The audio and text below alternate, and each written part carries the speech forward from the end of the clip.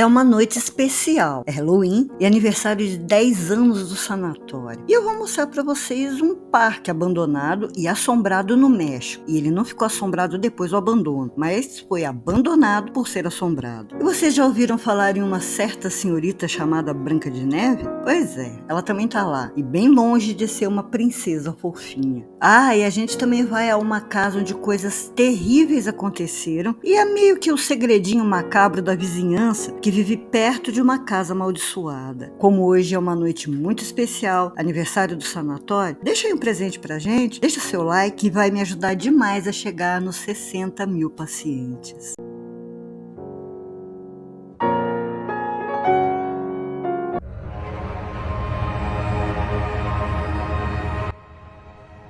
Boa noite, eu sou a Doutora Plague, abrindo as portas do sanatório. Sejam muito bem-vindos à noite de aniversário do sanatório e é Halloween, meu povo. Então eu escolhi um lugar incrível no México, daqueles que dá vontade de conhecer e com uma história assombrada desde o começo. Mas antes a gente vai conhecer uma casa, na mesma cidade em que está o parque, Boca del Rio, no estado de Veracruz. Essa casa tem uma historinha tenebrosa, que passa despercebida para a maioria dos moradores da cidade, apesar deles saberem da fama. Mas só que a vizinhança é que tem os relatos horríveis para contar. Rua Alcocer 344, é um endereço maldito. Está abandonada porque ninguém consegue morar lá mais do que algumas semanas. A casa já foi comprada, já foi alugada várias vezes, mas as famílias que tentaram viver lá contam o que passaram e o que as expulsou do lugar. Os relatos são de muitos ruídos estranhos. As paredes são arranhadas por dentro, também tem batidas. Os móveis se arrastam, coisas mudam de lugar e o ambiente fica gelado. Além do cheiro muito forte de fezes humanas, que aparece do nada, toma conta da casa toda. Nunca há nenhum problema no encanamento. E para deixar qualquer um maluco, o cheiro também acaba do nada. Durante as madrugadas, são ouvidos passos nos corredores, como se a casa estivesse superlotada, super movimentada. Portas abrem e fecham e pessoas invisíveis mantêm conversas entre elas. Mas o que mais abala é o som de muitos bebês chorando. Ai, gente, imagina que horror, que agonia. Ouvir talvez dezenas de bebês chorando, todos de uma vez, esse som ecoando pela madrugada, sendo que não tem bebê nenhum na casa. Isso sem contar nos calafrios que os moradores sentem do nada, como se alguém chegasse muito perto. E aí já dá para entender porque ninguém fica por lá muito tempo. E essas famílias simplesmente iam embora tão apavoradas que nem queriam saber o motivo de tantas manifestações. Claro que, como eu disse, os que moram em Veracruz sabem que é um lugar extremamente assombrado e muito frequentado por praticantes de magia negra. Talvez por isso mesmo eles queiram ir embora sem saber de nada. Mas quem acabou contando o que habita aquela casa foram os vizinhos e também alguns pesquisadores do sobrenatural.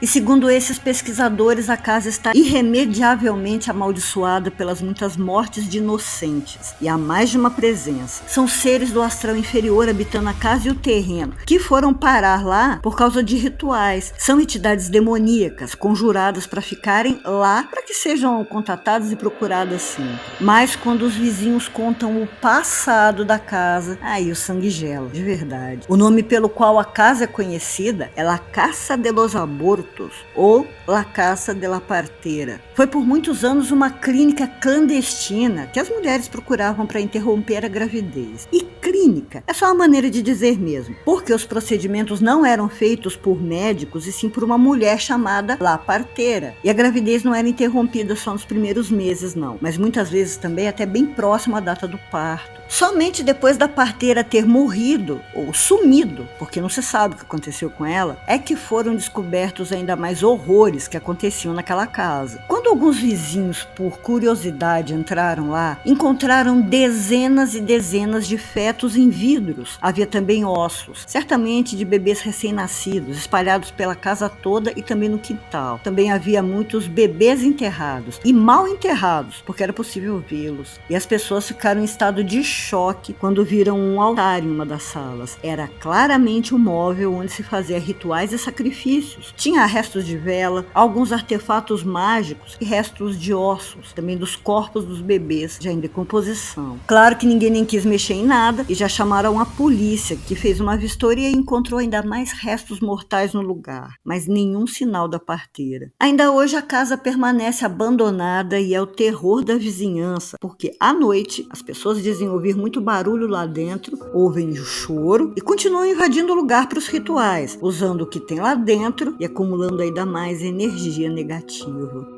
E chegou a hora. Agora a gente vai pra festinha de Halloween no parque. Mas antes, como é uma noite especial, né? Nível de 10 anos, eu quero agradecer muito, muito a vocês que estão internados nessa bagunça. Muito obrigada por estarem há tanto tempo, por ajudarem de todas as maneiras possíveis, seja assistindo, seja compartilhando, deixando like. Agradeço muito aos padrinhos e madrinhas, a vocês que ajudam os bichinhos sempre que eu peço. Agradeço muito a Madame Psicose, que dá uma ajuda inacreditável. Todo dia eu penso, eu vou parar com esse canal. Eu não tô conseguindo meu objetivo com ele, que é cuidar dos bichinhos sem passar perrengue. Mas aí aparece vocês, com um comentário, uma mensagem, e aí o gás volta. Então, muito obrigada de coração a todos vocês, e os bichinhos também agradecem muito. Agora vamos continuar, antes que eu comece a chorar aqui? Só não esquece de deixar o seu presente de aniversário, que é o like, e a sua abóbora. O Parque Temático Reino Mágico fica em Boca del Rio, estado de Veracruz, no México. Veracruz inteiro é um estado turístico, cheio de praias, de lagoas, restaurantes. E como é muito procurado, o governo local decidiu instalar um parque da Disney, porque não tinham muitas atrações voltadas para as crianças. Mas a ideia falhou miseravelmente. O parque fica um pouco afastado da casa da parteira e seria um grande investimento para o turismo local. Então, depois de receber a permissão da Disney para a abertura de mais um Magic Kingdom, a construção começou bem rápido. O terreno também foi escolhido bem rápido. E adivinha se não foi essa a razão desse angu de caroço. Já durante as obras, as coisas não estavam nada tranquilas. Dava tudo errado. Antes dos engenheiros e empreiteiros colocarem a mão na massa, os trabalhadores da prefeitura chegaram na frente para fazer uma coisinha importante. Nada mais nada menos que retirar centenas e centenas de ossada do solo. Pois é, pacientes amados, aconteceu de novo. Aquele terreno era um grande panteão, o cemitério, o Panteão Geral de Veracruz. Então foram retirados os restos das lápides, os túmulos, os ossos, e as famílias foram notificadas para que fossem lá buscar os restos mortais dos entes queridos. Mas poucos foram. Então, enterraram tudo de volta. E logo em seguida as obras começaram em cima dos mortos. Só que era um inferno trabalhar lá. Ferramentas sumiam, trabalhadores começavam a brigar do nada, o maquinário estragava e aconteceram muitos acidentes com mortes. Tudo parecia estar avisando que não era para construir nada lá. Até mesmo vultos apareciam apavorando os homens, que também ouviam vozes, os mandando ir embora. Mas não teve jeito. O parque foi realmente inaugurado em 1988 e rapidinho se tornou a principal atração da cidade. Adultos e crianças lotavam o lugar para aproveitar os brinquedos e as piscinas. Tinha também castelos, toboágua, jogos mecânicos, estátuas de personagens da Disney e muita área verde, até recomeçarem os acidentes e coisas estranhas acontecerem. Esses acidentes resumiam a pequenos ferimentos, na pior das hipóteses, umas fraturas que aconteciam nos brinquedos. Mas a administração já vinha recebendo bastante reclamações em relação às piscinas, depois que 2 crianças quase se afogaram em uma delas. O estranho foi que essa piscina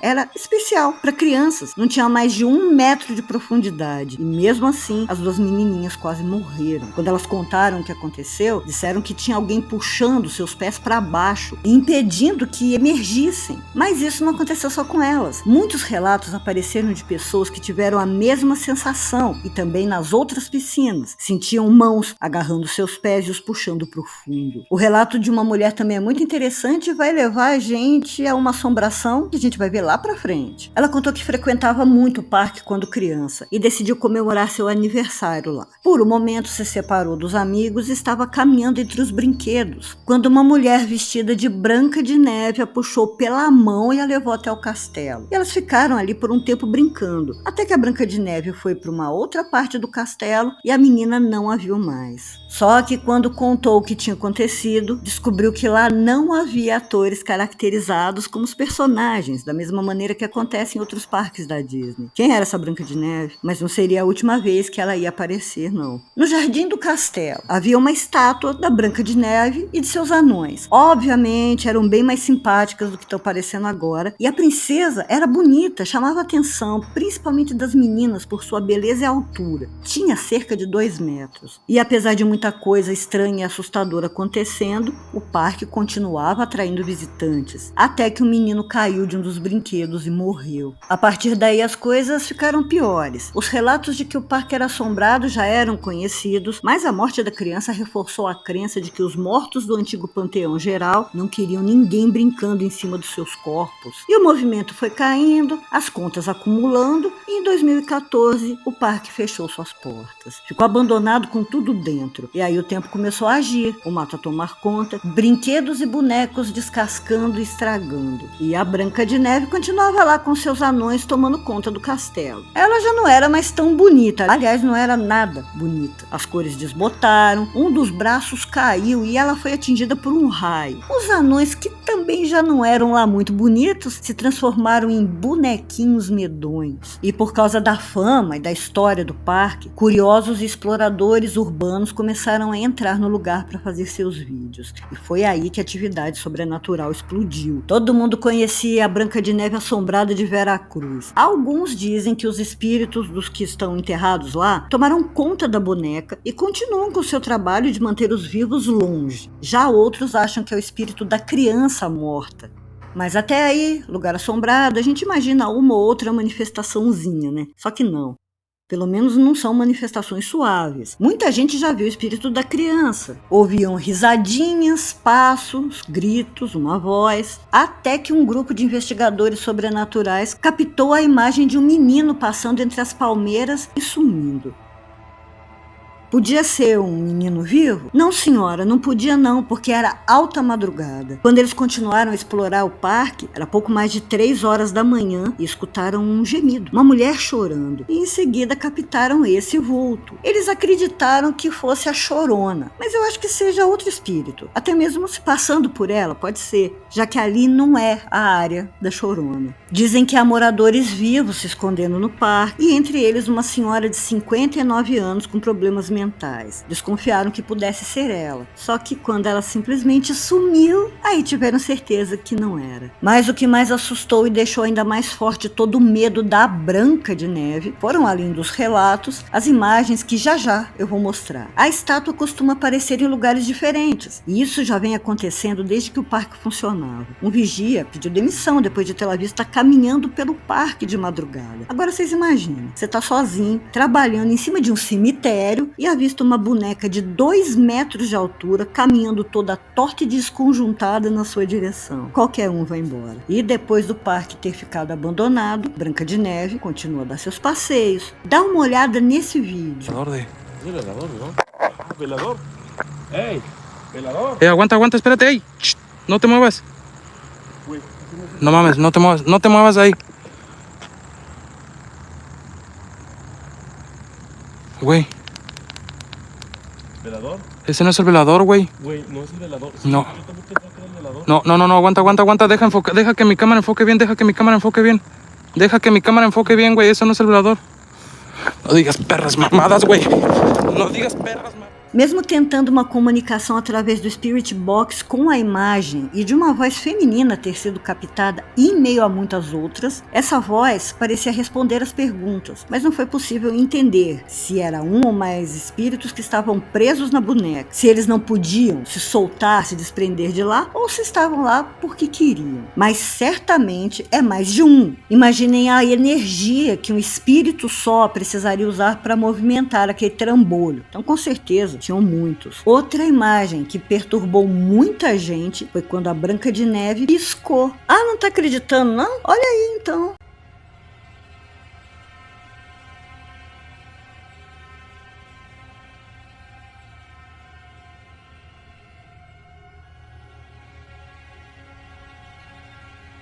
Essas imagens foram exibidas em todos os telejornais do México na época. E aí, depois de tantos relatos, a prefeitura resolveu retirar a Branca de Neve de lá e guardá-la bem guardadinha em um armazém. Mas eu não duvido nada que logo logo ela vai estar no parque de novo. E não tem jeito, né? O México é encantador em todos os sentidos. Muito obrigada por ter assistido até aqui e muito obrigada por tudo nesses 10 anos de sanatório. Feliz Halloween e parabéns para nós. Se você ainda não é um paciente desse sanatório, se inscreva, se interne, cutuca o sininho para não perder nenhum vídeo. Me ajuda deixando o like. Se quiser me ajudar mais ainda para comprar ração para os bichinhos, tá aí o nosso Pix. Você também pode ser um padrinho ou madrinha a partir de R$1 pelo Apoia-se. Todos os links vão ficar na descrição, lá no finalzinho, junto ao link do nosso Instagram. Doutora Plague, fechando as portas do sanatório. Boa noite.